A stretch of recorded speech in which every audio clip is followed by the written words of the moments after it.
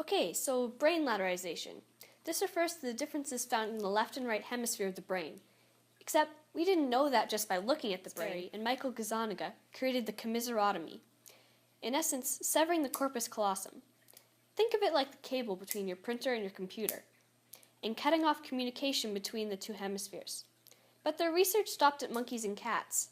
However, two neurosurgeons, Joseph Bogan and Philip Vogel, performed it originally on patients suffering with severe epileptic seizures.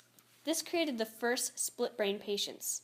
And normally, you'd think this would cause some serious problems with chopping your brain in half. But the disadvantages were minimal compared to the seizures. The symptoms of a split brain were studied through multiple tests that used mostly the visual system to relay separate messages to each side of the brain.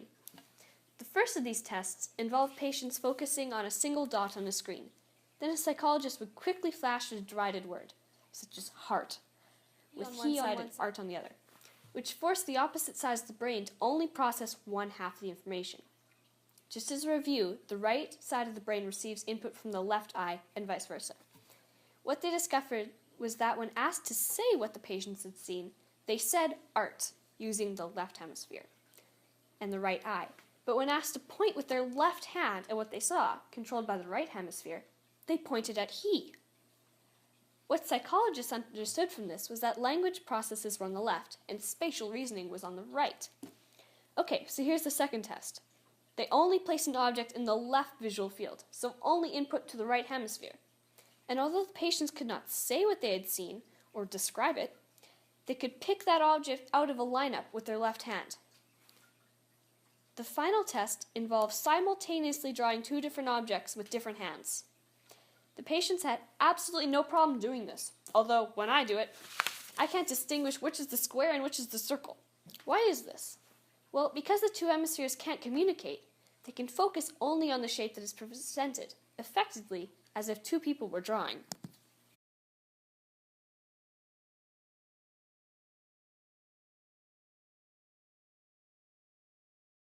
Normal hemisphere specialization. So what does this type of lateralization look like in the other 99% of the population, the ones with connected brains? Well, the left hemisphere does designate language and calculation.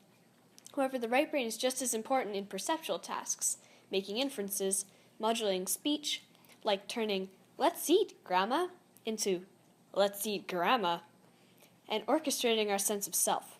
For instance, people with right brain damage may deny that they can move a paralyzed limb. Of the two hemispheres, the left brain acts as a translator of sorts for the right hemisphere by interpreting our actions and the world around us.